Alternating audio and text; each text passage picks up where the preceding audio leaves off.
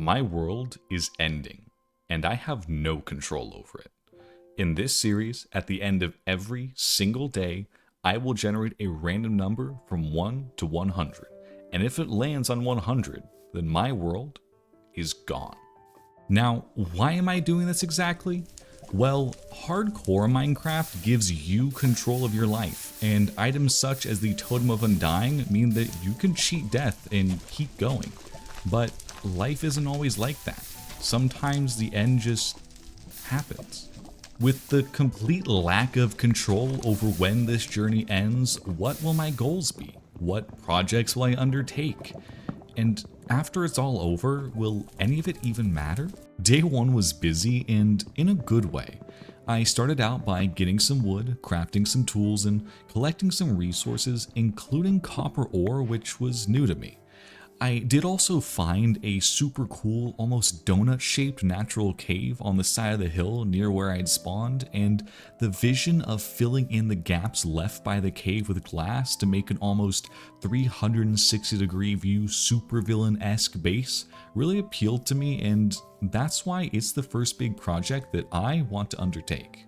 As soon as I thought that, I sort of questioned this whole idea by saying to myself, why?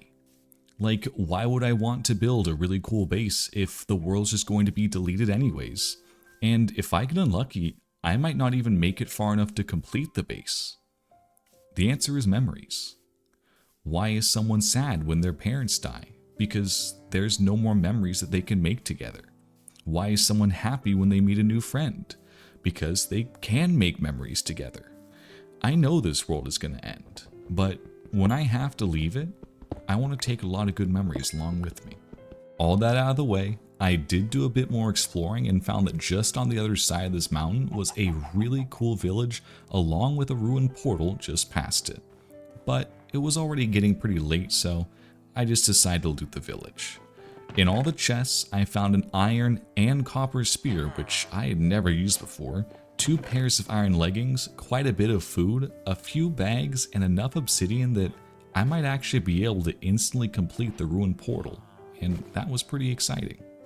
With the first day coming to a close, I settled into a safe house and, for the first time ever, had the opportunity to end this whole series.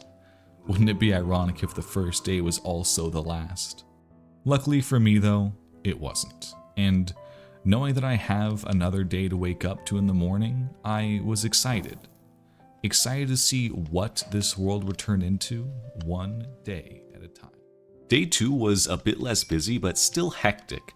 Since the world could literally end any day, I wanted to get as much done every day as I could, and today's objective was to collect a bunch of sand that I could turn into glass that would be used to fill in the gaps in the donut-shaped cave that I wanted to call home. It really is a cool cave, and I found out a bit later when I went to inspect it that it actually is a full 360-degree cave, which just adds to how cool it is. You know what else is cool? This naturally spawning floating water. Huh? Pretty cool, right? Anyways, I crafted a few shovels and made my way to the river on the other side of the mountain. I did go up to the top of the mountain, but I didn't see any deserts or oceans nearby, so I have to take sand from here to start. I did try my best to make it look natural and not like I just destroyed the place, but after breaking one shovel, almost breaking another, and having it start to rain, I made my way back to the cave. But realizing I didn't have much cobble to make furnaces or coal to fuel them, I'd left all that back at the temporary base, I did have to do a little bit of mining. I was really getting excited to start on this base, and I think it's going to look really cool. Most of my Minecraft bases have been very simple, square homes. Might have been in a cool place, but that's been about it. The only actual cool bases I can think that I've ever made in Minecraft before have been one back in the early days of Tekkit, where I had a massive, like 500 by 500 block marble castle wall that had surrounded it. But the castle itself was sadly never finished. My personal favorite, though, was when I was playing on a friend's server just after Coral Reefs came out. I made an underwater base of interconnected glass domes within a coral reef, and that was cool. I'd 100% make something like that again. After getting the sand cooking, I headed back to the temporary base so I could sleep through the night. It was raining, and with creepers and other mobs around, I did not want to try to survive in that cave. I was nervous, honestly. I knew I had to spin the wheel, and while the odds are really, really low, I'm getting super excited for this series, and I hope it's a long time before it has to end.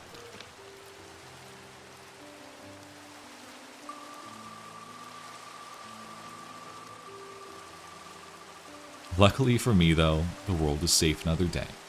Tomorrow, I wanted to work on filling in the gaps with the glass that I collected today, and if I had time, I wanted to see about completing the ruined portal, but we'll just have to see. Until then, I need to get some rest. In days 1 and 2, we've gathered basic tools, looted, and started a temporary base inside of a village, and found where I want to make my actual base, which is exactly what I want to start on today. But before that, I ventured over to the ruined Nether portal that was on the other side of the village, but I found it was much bigger than what I had expected. I've seen the small ones, and this was not small. I don't know if I need to fill it in completely with obsidian to make it work, or if a normal size one using one of the corners would work, but I'll save that for another day. I looted what was in the chest, including some rather good pants, a hoe, and some more obsidian, and after that I decided to head back and drop everything off.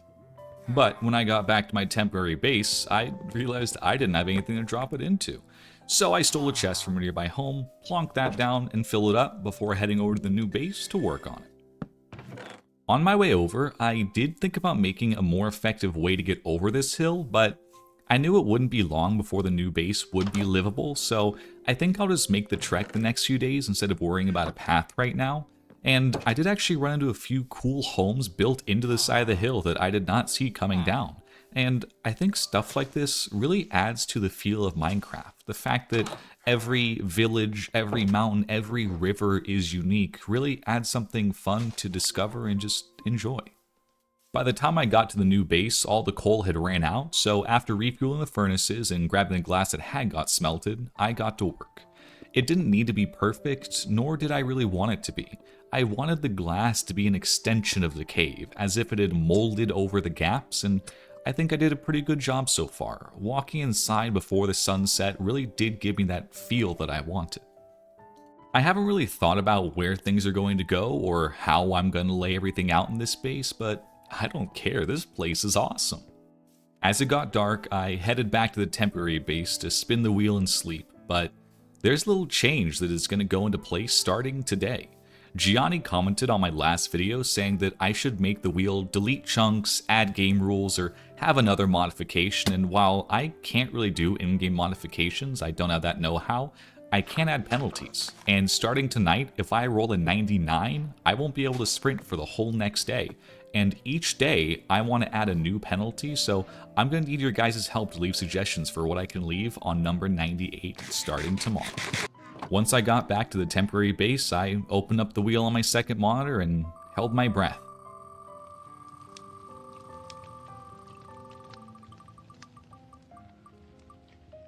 Luckily for me, it rolled a 37. Thank God it wasn't even close. Tomorrow, I want to finish up the glass in the new base and hopefully move everything over there, or at least part of it, but I think I'm going to miss this village. That's okay, though. Today, my goal is to finish that up and at least spend the night there, so making sure it's safe is my #1 goal for the day. I made my way over the hill and stopped by the base to collect the glass that had smelted overnight, but I wasn't fully sure that I would have enough, so I also made my way to the river nearby and carefully removed the sand, trying to make it look as natural as I could until my shovel broke. I then made my way back up to the base and filled the furnaces once more before getting to work on finishing the glass. Ironically, I actually had just enough glass to finish the project from the first batch, but having extra glass is pretty important since when you break it, it's gone. After that, I found a place to put the doors, made stairs down from them, and made a chest to drop off my stuff before I went to retrieve the rest of my loot from the temporary base. Something funny happened though on my way over there. I saw not one, not two, but 4 Endermen close together, which seemed a little odd honestly. If I had a better spear or a good sword, I'd have tried to get some Ender Eyes, but I just didn't feel confident in killing them. One other thing is that the punishment for rolling a 98 had been decided by Rubik's. If I rolled a 98, then for that entire day, I can't eat at all, meaning that I'd need to be careful about taking damage, mining, or even just sprinting if I do roll that. I am going to need help deciding what punishment will be on number 97, so if you have any ideas, leave a suggestion in the comments down below, and don't forget to leave a like and subscribe if you enjoy these videos. After grabbing my stuff, I headed back to the new base, put everything away, threw my bed down, and took a good while to look out at the view from my new base. One thing I noticed is that from here, I couldn't see the sunset, but I could see it rise, and I think that perfectly fits the ideology of this series. I wanted to focus on the rise, not the fall. That said, the fall could be right now. And it was far, far too close for comfort. Despite missing the punishments and the end, it made my heart race. And I'm just glad that I have another day to keep working on this world of mine. Waking up on day 5 inside my own base felt pretty good, but the loud zombie nearby quickly ruined that feeling. Not wanting to wake up to that every morning, I crafted a sword and headed down into the cave. I was able to find the zombie pretty quickly, and I grabbed some coal while I was there so that I would have more to make torches or to just fuel my furnaces in the future. After that, I thought about what I wanted to do for the day. I wanted to get more materials, and while sure I could just strip mine, that really isn't a good way to spend a day that could be this world's last, so I decided to instead search first for an ocean, second for a sunken ship, and third for buried treasure. I headed back to my base, crafted a boat, and then headed out on my little resource gathering adventure.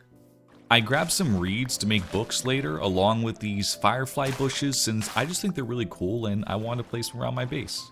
Somehow not far from my base was another ruined portal, and this one was regular size, meaning that I could now already make a portal to the Nether with the spare obsidian I had back at my base, which is awesome, and something I'll have to do another day soon, assuming the world doesn't get deleted by then. Inside the ruined portal chest was a good amount of loot, including a Respiration 2 gold helmet, which I was very excited about since that would be incredibly helpful while going in the underwater shipwrecks that I was trying to find. After that, I kept going until I stumbled across a village. Honestly, not much to report about it, but I did grab a bed while I was there to use later if I needed, and after looking at the strange floating dirt and hay pole, I mined all of the hay to keep food for later and kept powering on. And not long after that, I finally found an ocean and placed down my boat. There was an underwater temple right next to the coast, and as I kept looking for shipwrecks, I saw another underwater temple maybe just a couple hundred blocks away from the first, which I had not seen before. That interesting rarity aside, I did find a shipwreck between both of them, and the gold helmet allowed me to easily grab everything inside. The loot was pretty good, and there was also a map in it for sunken treasures, so even though the sun was setting, I still want to see if I could get there in time before I rolled the wheel and slept. I followed the map, and after just a short trip, I got there. I started digging, and there it was, just one block under the surface. While there weren't any diamonds, sadly, I still had a good haul, so much so that I had to do a little bit of inventory Jenga to fit it all. After that, there was only one thing left to do before sleeping, so I got to it. I spun the wheel, and there was a new addition, which was not going outside for a day, but luckily for us, landing on 75 had no penalty, and we were safe again. It was a good day, and even more so because I knew there'd be at least one more. Day 6, I decided to head home to start since my inventory was full from the buried chest and loot I'd gotten along the way. But on my way back, I did find a rather cool looking floating island that was almost just sat directly on top of the water, and right next to it was actually a large underground lush cave, which I've never ran across before and really wanted to explore, but with no space in my inventory, I'd need to come back tomorrow if I actually wanted to take anything I found. I did gather and eat quite a few berries, but since I didn't have many baked potatoes left, it was an easy source of food to keep me going short term since I had yet to set up a farm. After getting home and realizing my only chest was a total mess, I sorted it the best I could and went to mine a couple trees so that I could make a second double chest for blocks, ores, and ingots to at least be somewhat organized. I stashed everything away and got ready to venture back out towards a lush cave that I had walked past on my way home. I knew it would be a bit of a difficult journey at night, but I didn't want to waste another day traveling, so even after an explosion or two from creepers and a jump scare from a fox, I arrived back at the cave ready to explore it the coming day. To finish off this day, the new addition to the wheel is not being able to leave water for an entire day, but to see what we get, let's spin the wheel.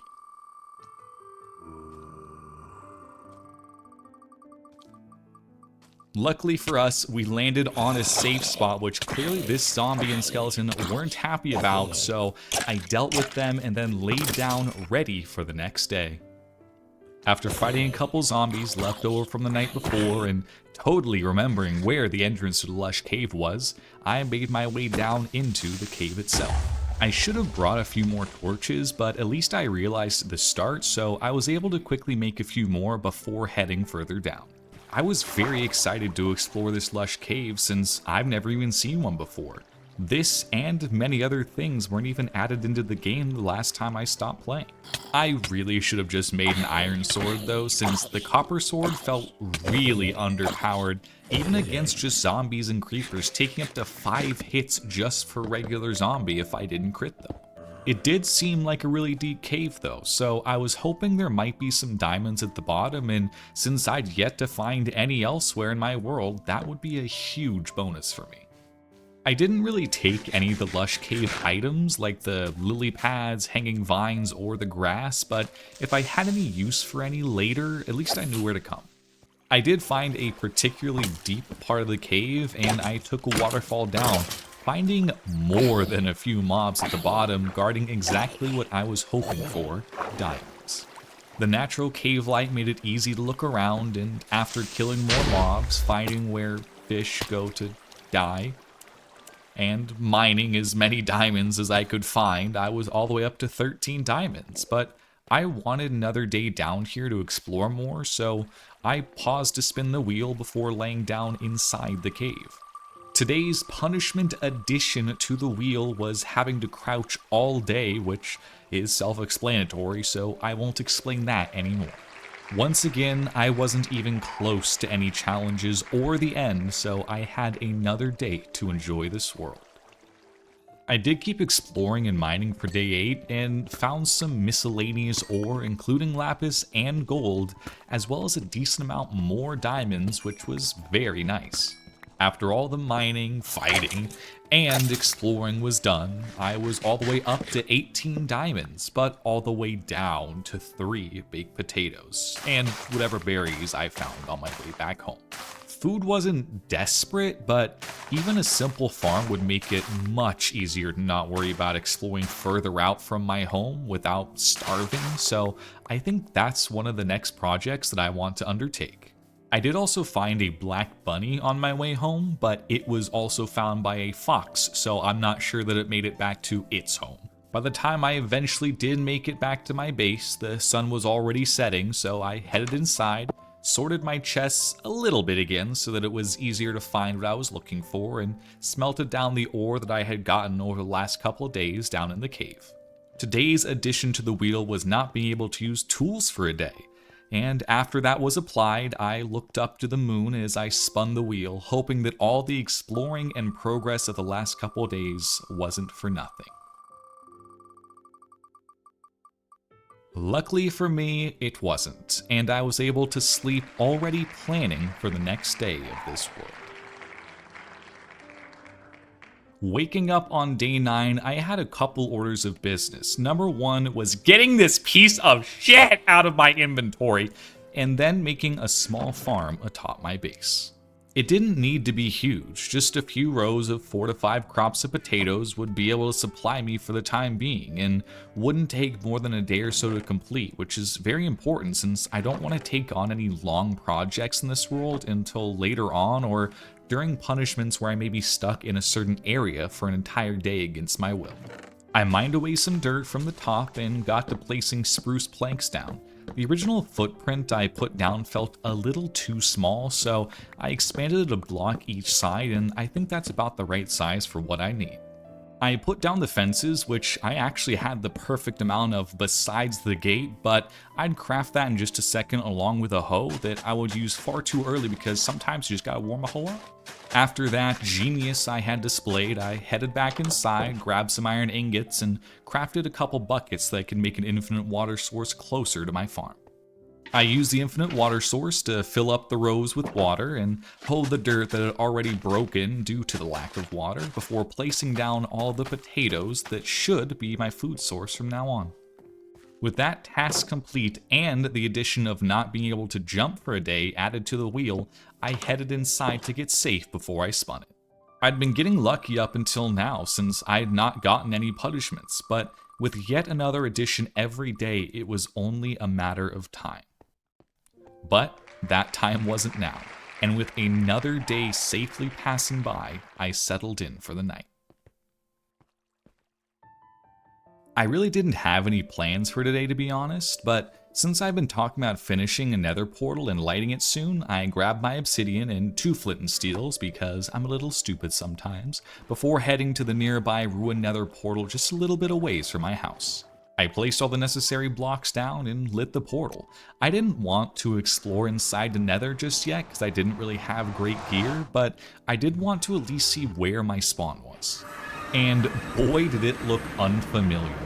I really haven't explored the nether for the last few years, and I had spawned in a charred tree / ash biome, and that place looked very sketchy, and I was going to leave exploring this for another day. After heading back through the portal, I made my way home and decided to start on another project, an enchanting project. Now sure, I wasn't level 30, hell, I wasn't even level 20. But I don't use an enchanting table much, and that wasn't even what was on my mind. I wanted to make an anvil and a fishing rod so that I could fish for enchanted books and apply the enchantments via the anvil. I didn't quite have enough iron ore yet though, since I hadn't grabbed much from the Lush cave I'd explored earlier in this video, and that was coming back to bite me. After grabbing a bunch of coal and a little bit of cave exploring, I was able to find some though, and after smelting it back at home, I had just enough to make an anvil. I placed it down somewhere convenient and crafted a fishing rod right after. It was raining and already getting late, but I wanted to at least have a few chances at finding an enchanted book, so I decided to stay out for a bit. I didn't get lucky and ended up going home empty-handed. Well, with my hands full of fish, I guess. But there was one last thing I wanted to do before I called it a day. I had never made a shield, and with one single iron bar left, I thought now would be a fun time to make one and test it out. It worked really well and made killing skeletons much easier. And with that success, I totally didn't get ambushed by a baby zombie, have a creeper blow a huge hole in the side of the hill, and have to fix it. See, it just never happened.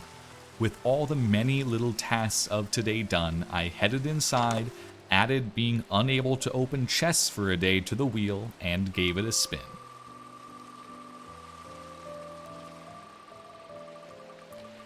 And oh boy, was it close to the end. One away specifically, and it made me look around for a moment just thinking how that really could have been it.